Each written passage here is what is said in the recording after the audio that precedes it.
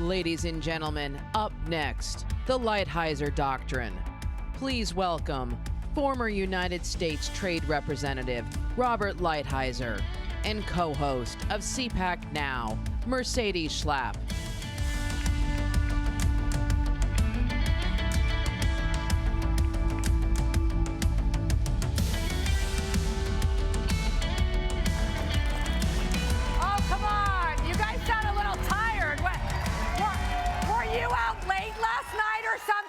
Are there these after parties that we're missing? I mean, come on, this is so great. Are y'all having fun yet? Yeah. Okay, did you enjoy Nikki Haley and Mike Pompeo? I know, great patriots in the movement, and I have another great patriot with me, a former White House colleague, I would say, as our former U.S. Trade Representative, very important job, Ambassador Lighthizer. Thank you so much for being with us at CPAC. It's my pleasure to be here. So trade, you would think trade is one of these like very complicated issue dealing with negotiations, and talking about the doctrine, the Lighthizer Doctrine. I really like the title. How would you explain the Lighthizer Doctrine in terms of what works in trade policy? So first of all, let me say it's a pleasure to be here. And what we did in trade in the Trump administration was, in my judgment, one of his most important accomplishments. And if it wasn't for CPAC and Matt and Mercedes and all of you backing us up, trust me, it wouldn't have happened. Because during that process, we not only fought with almost every country in the world, but we fought with free traders, big business, lobbyists, globalists, corporatists, and I could go on. And if we didn't have the backing of real Americans in the conservative movement, it would not have happened. So let me just start off with that. Now, in terms of, I'm not sure that President Trump would call it the Lighthizer Doctrine. He might refer to it by a different term. He might call you and be like, what is this about the Lighthizer Doctrine? I thought it was a Trump doctrine. So, yes, exactly. And if he said it was a Trump doctrine, I would not argue with him. So what did we believe? If you look at trade policy, at least since the 90s, has been a policy of free trade, globalism, corporate profits, maximizing consumption, price optimization. And what did we do? We wanted a policy that started off with, what kind of America do you want? Right. It's not important how much your third TV cost. It's important that we have strong communities, we have families staying together, we have kids respecting their parents because they work. So we started off with what I consider to be a very bedrock conservative philosophy. Worker first. America as producer, not America as consumer. That's right, America worker first. Let me ask you with this question, because this is an interesting debate that the Republican Party has been having, right? We're normally the free market Republican Party, trade with everyone, but President Trump and your team changed that. What was the change that you made to, and when they would say the word, I remember when we would have these White House meetings in the Roosevelt room, they would bring up the word tariffs, and some of the Republicans and some of even our own colleagues would start sweating. They're like, what do you mean tariffs? We can't put tariffs on. So walk us through why the change, because we know President Trump did support tariffs, which in the Republican world is not necessarily considered something positive.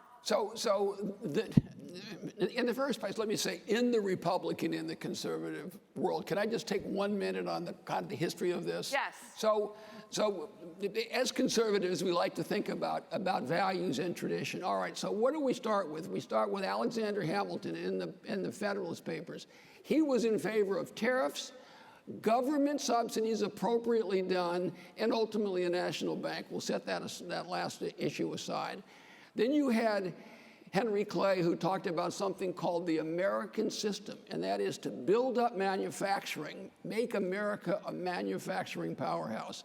Tariffs government subsidies, building the Erie Canal, ultimately the railroads and the like. That became the policy of the Republican Party by the time of Lincoln, and it remained the policy of the Republican Party at least till the Second World War. During that time, we became the greatest country in the world economically. We had, by 1890, we had the biggest economy in the world. I don't believe in applause lines. I just talk through them because I'm trying to get through so much stuff. So you're like my history professor. And then we had, now we've got World War II. Okay, that's fine. Eisenhower comes out. Eisenhower's worried about the Soviet Union, and that's a smart thing to worry about. Then you move forward from him. You have the president that I worked for first, Ronald Reagan. Ronald Reagan was an American first president. Ronald Reagan put limits on automobiles coming in from Japan, on semiconductors, on steel from everywhere in the world, on carbon steel. He promoted American agriculture, he promoted American manufacturing, but he demanded that these people respect our market. So that is basically, and I would say there is nothing conservative about free trade, and in fact, the opposite. Free trade is really about consumption.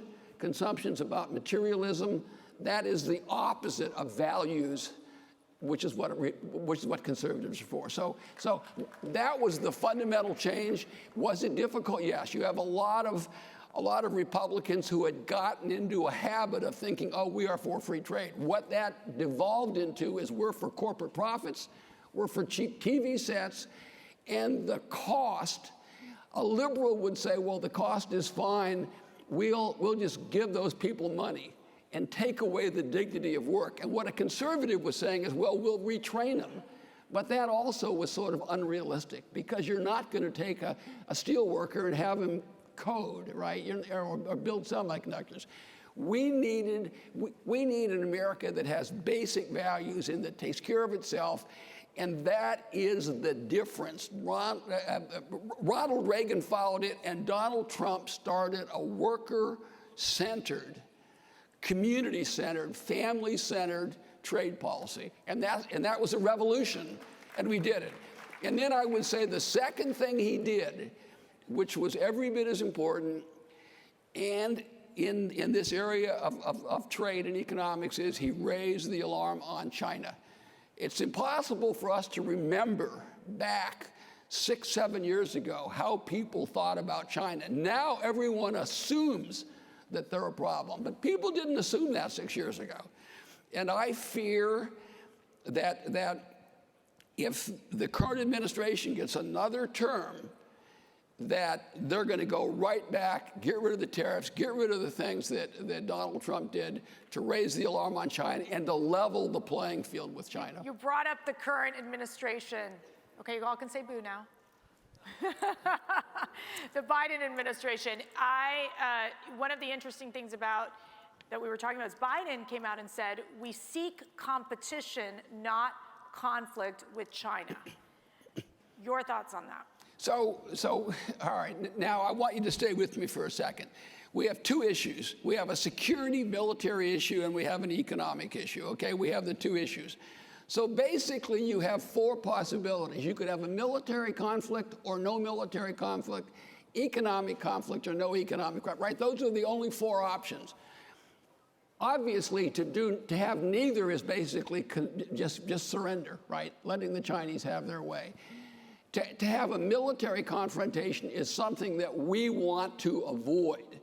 And the way to do that is to have the strongest economy in the world and stop transferring $350 billion a year, $6 trillion in the last 20 years to China to build up its military and the like. So to go back to my analysis, the two options are, one, the smart people say, let's prepare militarily, but not do anything economically.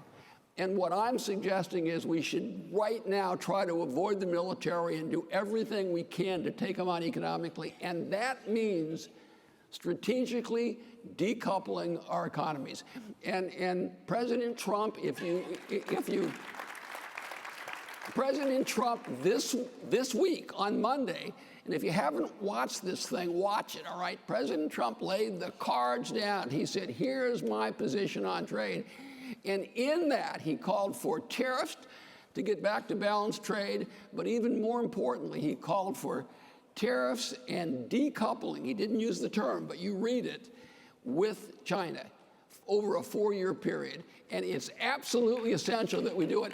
And when I have all these other candidates come out and say, China's a problem, China's a problem, China's a problem, my answer is, my response is, tell me where are you on decoupling?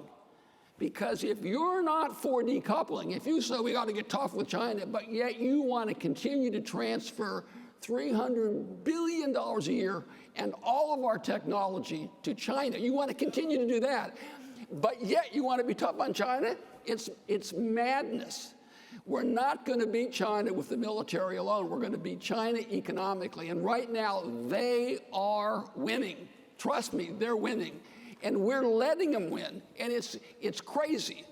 So these are the two things that, in my opinion, will cap off the first Trump term, the great accomplishments, change the way we think about trade towards workers, towards communities, towards families, and take on China. And unfortunately, all we did in 4 years was a good beginning. And at some point, we have to now finish it. Let me ask you, President Biden, he's kept these tariffs on China. Is there concern that he's going to move away from them? What do you think? What do you think the plan is for the administration on dealing with China from a trade perspective? So let's be honest. People tend to think of administrations as sort of monoliths. They're not a monolith. There are people in this administration that are good, smart people and see things more or less the way we do, all of us. There are people in that group. But I don't think the president's one of them. So there are people that are giving him advice, good advice. Do this, do this, do this. And for now, at least, he's kept the tariffs in place. My fear is that that's largely because of politics. That's my fear. I don't think he understands it. If you see everything he says, none of it seems to get the fundamental point. All right, this is the threshold. The threshold is they have the biggest army in the world and they're growing it. They have the biggest navy in the world and they're growing it. They're building nuclear facilities all across China. They've armed the South China Sea, all right? They're flooding the United States with fentanyl and responsible directly or indirectly for probably 70,000 deaths. They are spying on us. They're involved in espionage. They have this balloon that goes across. If you don't cross the threshold and say they are an adversary, then none of the things that I'm espousing make any sense. Right. And my fear is that he doesn't understand that, or that there's some other motivation that I don't know about. But if you sit there, I tell people 7, 8 years ago, a sensible person could decide they weren't a threat. Now, I said they were a threat, and I have for quite a while.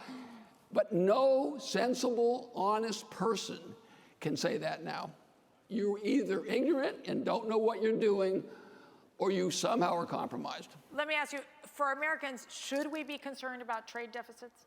So the answer is yes. And President Trump's second video that he let out this week is just on trade deficits. So, and for those of you who want to spend a pleasant 30 minutes, I did an article in The Economist a year ago, which you can get online, and you can get the first one for free. So I'm not subscribed. I'm not telling you to subscribe to The Economist. I wouldn't do that to you.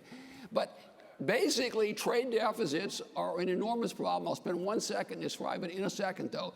First of all, what's the trend? Last year, our goods deficit was $1.2 trillion. And our overall goods and services deficit was almost $1 trillion. Almost $1 trillion. Before COVID, under the Trump administration, we had 5 of 7 quarters in a row where the deficit came down. You're not going to have it drop off like this, but it was coming down like this. Now these people it's probably 60% bigger than it was when we left. It's literally, so what is the problem with the trade deficit?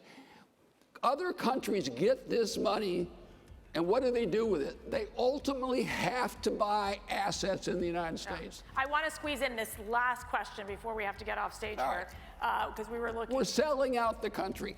And I got to say this, the negative investment, how much foreigners own here versus how much we own overseas in the United States right now is $16 trillion. Wow. So are you worried about the trade deficit? Yes. $16 trillion more they own here, including China. I'm sorry. No, you're good. We're running against the clock here. Real quick, last question. What was your best negotiating tool for these trade agreements? So, in the first part, I've been doing this a long time, and I know most of the tricks. I'll tell you, the number one tool is knowing that I could pick up the phone and say, Mr. President, do you have my back?